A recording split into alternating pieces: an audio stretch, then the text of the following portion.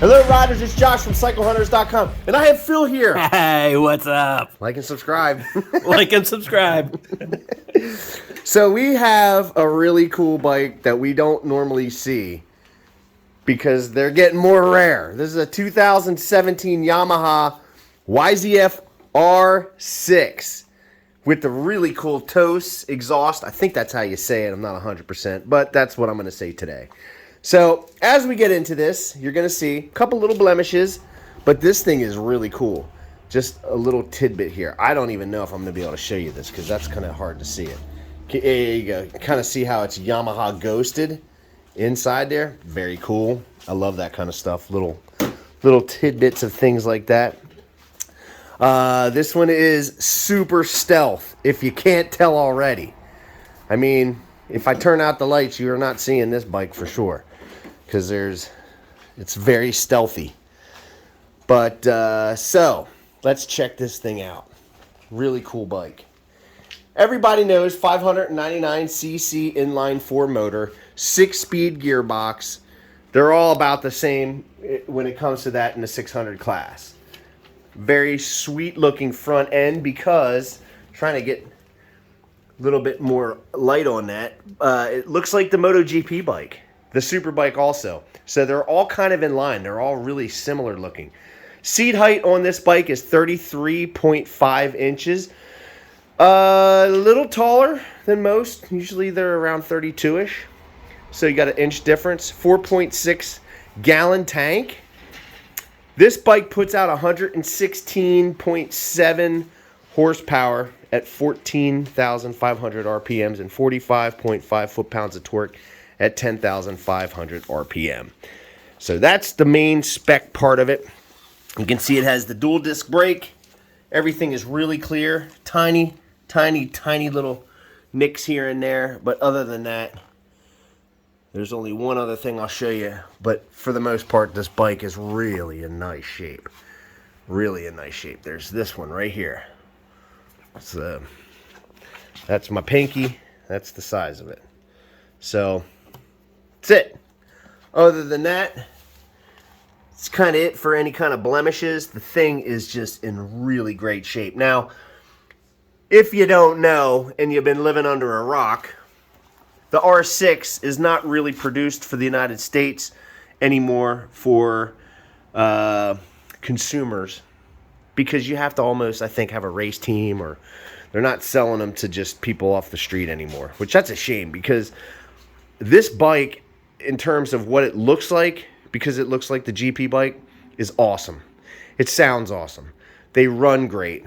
I don't get it. But now these are becoming more rare. So obviously you know what that's going to entail as we get going here further and further down the road, unless they produce something else, which I really hope they do, because the super sport class is probably our favorite, because you don't need 1,000. You don't need 1,000 cc's. This thing's more than enough power. It's such a great bike to ride. It's fun. It's comfortable. A little bit of a... Oh, no, that really didn't... It's probably just a little bit of dirt there. But yeah, I mean, the super sport class has been around for such a long time. It's a great class, but I think because of the emissions stuff that we have to deal with, they're slowly killing these bikes off, and they all want you to drive electric stuff, which, you know, that's fine, but there's no soul in those bikes, in my opinion. Just my 2 cents. There's a little bit of a blemish right there. So tell me what you think about the new electric bikes. Look, I love all things 2 wheels and a motor, even if it's an electric motor. I know we're going to eventually get stuff like that, but nothing beats when you fire up a bike and it sounds awesome, which we're going to hear this puppy in a little bit. I mean, you're never going to get me to not like a V4. I love a V4 motor. You've probably heard some of the videos that we've had with some of the older bikes like that with exhaust on it. And to me, you can't beat the sound. That's part of why you ride. So when you hear this one, that's part of why you're going to have a big smile on your face, because it just sounds awesome. So let's see here. Controls, pretty simple stuff. High beam, low beam. You have your pass, your flasher, your horn. Turn that on here. you have your left, right, cancel, and then your traction control.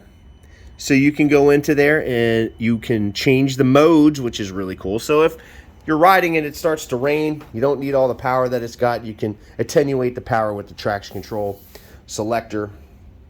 The top of these KYB shocks, it's beautiful, gorgeous. So you can adjust your preload, your compression. So it's a little bit of that upper tier. Now you can change your modes here by switching this stuff right there. You can see it, standard A and B. Let's see, starter and then on off. Centrally located tack with your shift light up top, ABS light, which will go away once you get going, neutral light, and your various other lights, which are going to include like temperature and engine lights, stuff like that. This bike has only 15,302 miles on it, so not a whole lot. You have your select for your trip meter. Let's get in there and you can just reset that one by holding it. Go to trip 2, reset that by holding it. You're done, all brand new. It's going to show your miles per gallon and your average. You're also going to have a gear selector, so you can see how I'm putting it up there in your gear. Most of the time it's nice to have it, but you know, for those who have been riding for a while, it's not something that's super necessary, but it's nice to have it, because if you are a track person and you're doing track days and you're getting into it hardcore, you'd like to know what gear you are specifically for corners, whereas people used to put those as an add-on. This bike's already got it. So let's go ahead and let's see here. Let's just do this quick. So you can see your indicator right there. So this is going to be left front.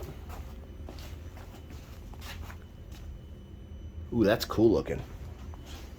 Left rear.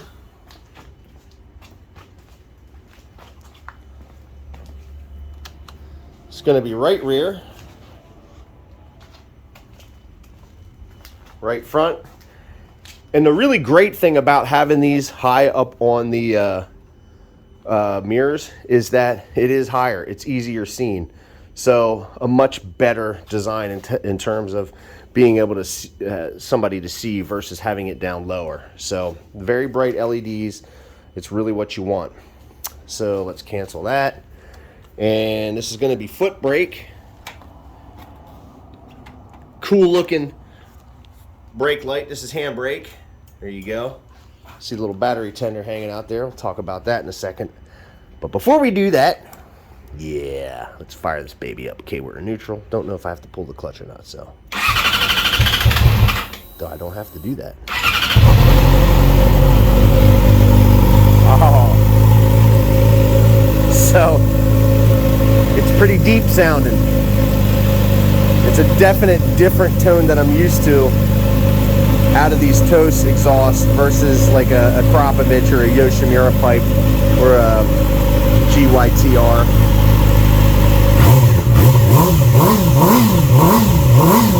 Oh yeah, there we go.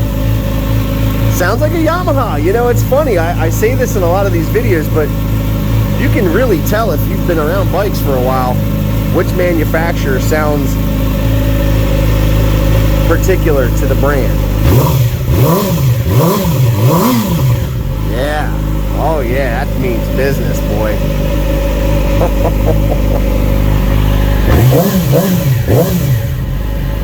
Oh, that sounds good. It's a little quieter than what I thought it would be. But I'm sure when you get on that and you romp on it, she's going to sound pretty daggone amazing. It always sounds better under load going up the road. And I just made that up. It's my little rhyme. But overall, this bike is in really great shape. You can see it's got the passenger pad, the pegs. Not that you're really going to be wanting to take passengers, but if you needed to, it's set up for it. Now, every one of our bikes gets a 48-point checklist. So we're going over everything that we can possibly go over. So you can see the meat on these. That's like a brand new tire right there. Same thing for the front. Awesome tread. Great shape. Battery tender lead so that when you're done for the day, you park your bike, plug it in, and you can top your battery off, good to go for the next day. So the 48-point checklist that we use, it's really there so that we can go over this as best as we can. Oil filters, basic stuff. When you get the bike from us, it's as close as we can make it to 100%. It is a used bike, like I've said, and showed you the little ding there and some scratches, blemishes here and there on these bikes. But we really do our best to go over it. When you get it, all you want to do is thumb the starter and ride and just enjoy your day. And this is really our goal, so that when you get it from us, it's all about happiness, and it's all about that miles of smiles. And that is a sick looking R6.